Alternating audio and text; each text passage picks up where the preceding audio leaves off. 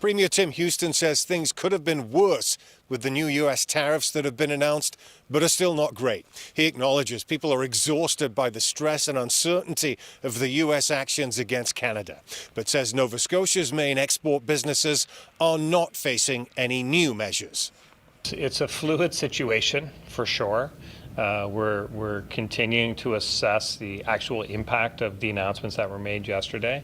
So the initial understanding is that some of our major industries have been spared new tariffs. The ones that had been put in place before are still there, and certainly the Chinese tariffs also having an impact on Nova Scotia. But in terms of the announcement yesterday, there doesn't appear to have been any new bad news, let's say. This means the major businesses in fishing, tires and lumber are not currently subject to further U.S. tariffs. However, Houston says the instability of the economy overall will affect Nova Scotia because of how far-reaching this trade war is.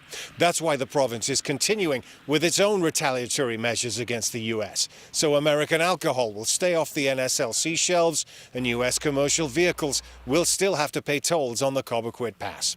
Nova Scotia is also trying to remove interprovincial trade barriers and expects other provinces to follow.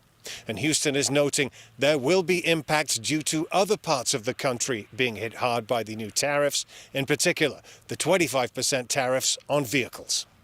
We still have tariffs on some industries, and what hurts one part of the country hurts the entire country. Houston spoke with other premiers and Mark Carney on Thursday. He is supporting the Team Canada approach and how Carney is trying to deal with the situation. He says everyone is moving in the same direction in a challenging time. Gareth, Hampshire, CBC News, Westville.